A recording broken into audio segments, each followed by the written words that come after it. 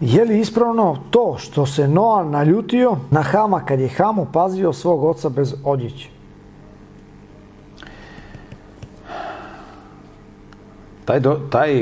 U tom tekstu se govori o tome da je Noje imao 3 sina i onda jednom prilikom je, kaže tekst u našem prevodu, Ham otkrio golotinju svoga oca.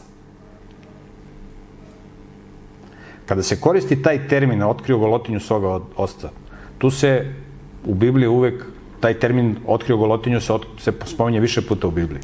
I tu se uvek misli na seksualni odnos. Koliko god da to zvuči stravično, ja sam pričao sa nekim jevrejskim teolozima, oni su i bez ikakvih, mislim, ja sam čitao tekst u hebrejskom šta piše i upoređivao s drugim tekstima. Znači, njegov sin je imao homoseksualni odnos sa svojim ocem. Znači, sin oca. Koliko da to zvuči strašno, jer to je ta civilizacija koja je došla posle potopa. Znači, oni su to radili pre potopa. Pre potopa se to, seks sa roditeljima je bilo ko dobar dan. To imaš ti danas na zapadu. Sve, sa decom, sa životinjama, sa roditeljima. Luda kuća. Tako da tekst ukazuje na to. Koliko da se to nekome sviđa ili se ne sviđa. I onda ga je otac proklao. I od Hama su nastali ti Hananci, koji će posle Mojsije, kad dođe Isus Navin, da počiste. Mislim, Hananacima ali tu su živjeli ti Hananci, potomci tog. Bio taj neki Hanan, po njemu su Hananci, ali oni su potomci tog Hama.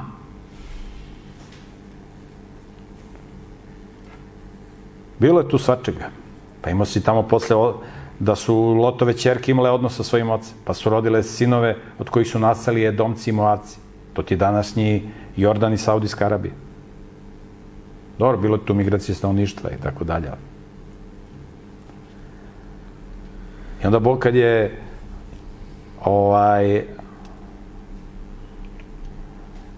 kad su ulazili u obećanu zemlju, Bog je rekao, ako dođu pripadnici drugih naroda koji hoće tu da žive u Izraelu, u obećanoj zemlji, oni mogu da žive, ali do 3. kolena ne mogu da budu deo zajednice, znači ne mogu da odlučuju, oni mogu tu da žive i tako dalje, ali se ne mogu da budu pri hramu, da budu sa deo, znači tek njihova 3. generacija, znači on se doselio Baja, ne može njegov sin, nego njegov unuk.